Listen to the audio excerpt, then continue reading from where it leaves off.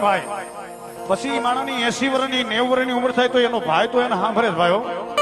હા, એ ગઢપણ આવી જાય ને, નાનપણની મનમાં કદાચ ભાઈને ખોયો હોય, પણ ગઢપણ આવે ને તો એને એનો ભાઈ તો સાંભળે જ ભાઈ. કે અમે નાના નાના હતા ત્યારે મારો નાનો ભાઈ હતો, પાપા પગલી પાડતો, જયારે હું ઘરની બહાર નીકળતો ત્યારે મારું બાવડું ચાલીને એટલું કહેતો, ભઈલા કઈ બાજુ જાસ. આજ એવા ભાઈને ખોયા હોય, ઈ ભાઈની આંખમાં ઊંડા શું કામ ન આવે વાલા? શું કામ? તેરી યાદોं के कांटे मेरे दिल में चुभते, ना दर्द ठहरता है और ना सुरुकते हैं,